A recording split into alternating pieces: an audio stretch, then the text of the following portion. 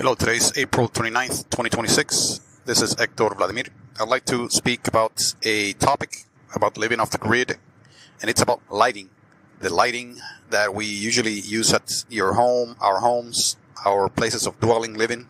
Lighting that we turn on at night, usually during the dark hours of the day, whether it's dark outside or rainy.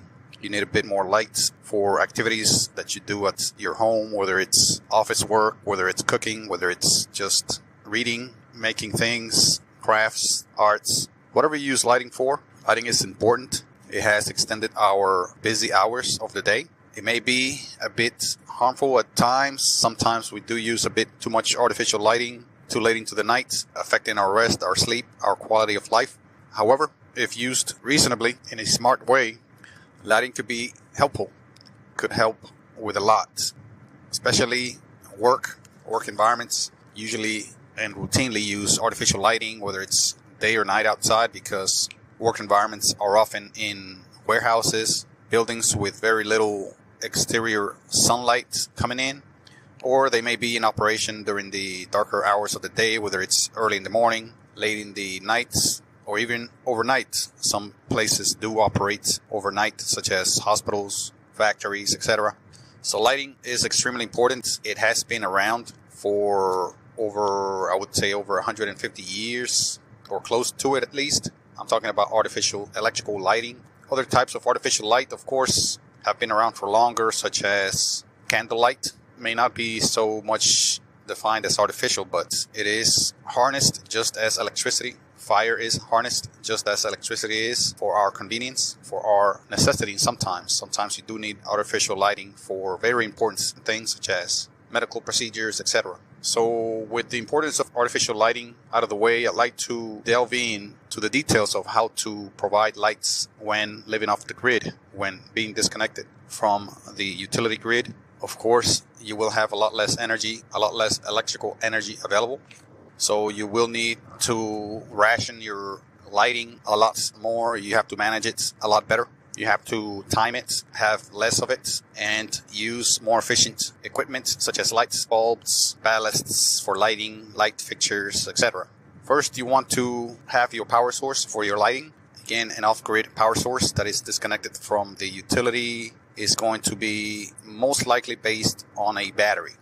Anything other than that is going to be pretty costly, such as a generator. If you hook up a light straight to a generator, that is not only inconvenient and expensive, but also noisy and polluting. Something I do not recommend, but it is, however, possible. It is an option that you may have, especially during emergencies, during pretty desperate moments, I would say.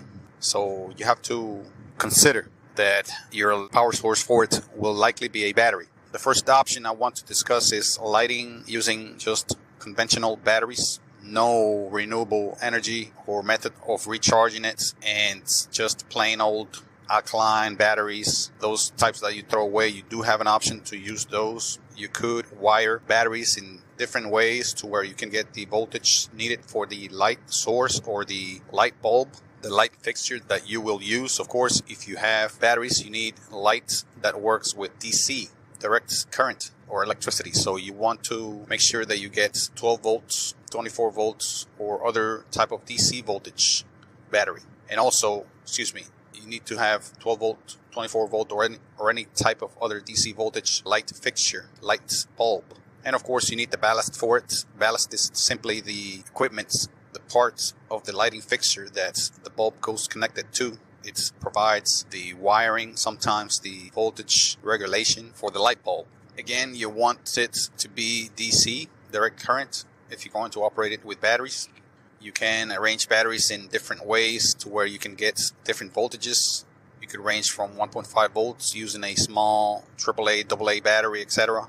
And you can wire those or connect those in series to where you can multiply the voltage. 1.5 times 2 is 3. 1.5 times 3 is 4.5, etc. So you want to, for example, if you use a 12 volt light or light bulb, you can wire 1.5 batteries in a way to provide 12 volts. You would need, I would say, 2 batteries gives you 3. You want to multiply 3 times 4 to give you 12. So you would have 9 batteries. but 9 1.5 volt batteries should give you about 14 volts. You can have a little over 12 volts. That's fine. You can have up to 14 volts for 12 volt lighting. If you use 24 volt lights, of course, you want to have 24 volts. It could range from 24 to 27 volts for your source, battery source. Different batteries have different voltages. Your AA's, AAA batteries, I think also the C-type batteries are 1.5 volt. Maybe your D-size batteries as well. Check those out. Those just have differing amounts of charge in them. Your AAA's are going to have a lot less charge in them, battery life, running life, than your D-size battery.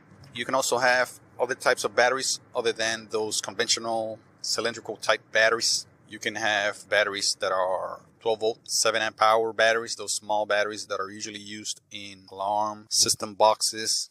They're quite popular. They're not too expensive. They are quite available out there, especially online. You can also find them in hardware stores such as Home Depot, Lowe's, etc. It's best that you get them online. They're a lot cheaper and it's more available there. They're small. They're usually 12 volts. You can also find them in 6 volt and 24 volt variety, maybe a bit more, like 36 or 48 volt, but I am not sure about those. You can also use car type batteries, those big, heavy 12 volt batteries that you can find at hardware stores or auto parts stores. Sometimes your multi-purpose stores such as Walmart, Target have them. They do have smaller ones such as for lawnmowers and motorcycles that are also 12 volt. But I do recommend that you do get trolling batteries, not necessarily the cart type batteries that are that size. Those are your deep cycle batteries, also called marine batteries. So you can wire those also to light up your home, your house, your place of dwelling, your place of work off the grid. The difference between the throwaway batteries and these 12 volt car batteries or trolling batteries and these deep cycle batteries, marine batteries, is that those bigger types of batteries are usually rechargeable. Most of them, if not all, are rechargeable. They are lead acid or sometimes called sealed lead acid batteries. Sometimes they have gel instead of the usual chemical in it, liquid chemical, which is acid and water. Sometimes they are sealed with a gel. Those are a bit more expensive and perform a lot better, and they may be a lot more expensive, also called AGM, absorbed glass matte batteries. And again, those are rechargeable. They do have cylindrical batteries, much like those conventional throwaway type batteries, the AA's, AA's, C-type, D-type. They do have those rechargeable as well. They are of other chemistries, such as lithium ion, nickel metal hydrate or NIM, nickel cadmium, lead acid, and lithium polymer. Check them out. They have different capabilities, different features, different performance metrics. So research them.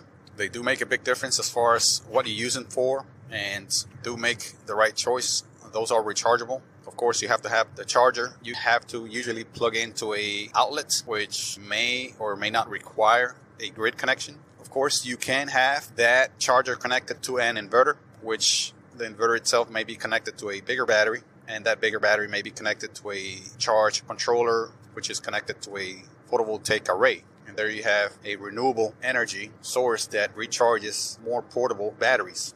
Of course, you may want to run lighting directly from that photovoltaic source, but if you want more portable type of lighting where you can just take the power source or the batteries recharged, take them away somewhere to another room, to another place, to another building, or even out into the outdoors, whether you're camping, whether you're fishing, hunting, whether you're just living out there or spending some time out there, you could have lighting using rechargeable batteries. Another type of battery that is quite popular, quite powerful, and available nowadays are the lithium-based batteries. They have lithium-ion batteries, lithium-ion batteries, lithium phosphates, or what they call LiFePO4 now. They're quite popular. They're a lot lighter. Yes, they are more expensive, but they do have a lot longer life. They have a lot more discharge cycles than any other type of battery, I believe more than any other type. But again, they are more expensive than the other types for now. Maybe in the future they'll be pretty comparable to the other types of rechargeable batteries. Prices keep coming down, so consider that as well. They do have those also for the same sizes as the throwaway type batteries, the common conventional type batteries, such as the AA's, AA's, C-type, D-types. You could buy them lithium ion rechargeable. And also they do have other sizes such as your 12 volt 7 amp power size, which is a small 12 volt battery. They do have those as lithium ion based. And your car size batteries also come as lithium ion as well. Of course, they are a lot more expensive, but they could be used as a power source for your lighting, off the grid lighting. You may opt to skip electricity all along, altogether, and just choose to have lighting using no electricity, such as candlelight. It is still possible to find candles, of course, using fire as a light source. You need at least matches to light those candles, or you need a lighter. You need a lighter device. You may also have an oil lamp. They do have those available, especially online. Sometimes you can find them at your local store, multi-purpose store, such as Walmart and Target, especially in their camping departments. You can find an oil lamp or something similar that burns with some sort of oil or fuel. They may have gas lamps that work with butane, a blend fuel, or propane. Of course, those do pose a fire hazard, so you have to be careful with those. There may be other light sources that are a lot more exotic. They may not be as convenient or powerful or as bright, but you may have, for example, chemicals that glow in the dark. They provide a limited but yet somewhat okay light source.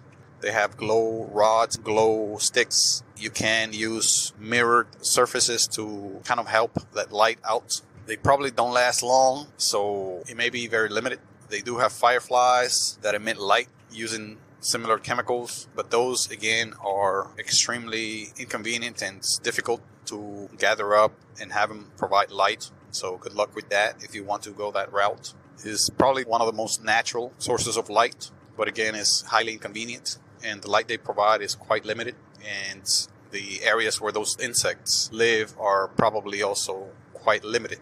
Another convenient source of light are simply flashlights. Those you can put conventional batteries, rechargeable batteries, etc. They do provide an adequate light source as far as strength. They do have flashlights that have LED lighting that are pretty powerful, and they do last a long time if you put the right type of battery, and even better if you use lithium-ion batteries in them. Those make them quite light and highly portable. You can adjust the light so it can be different strengths, different light levels at times. Many flashlights have this feature. And also you can change the light level yourself. You may cover up part of the lens emitting the light. You may put your own lens.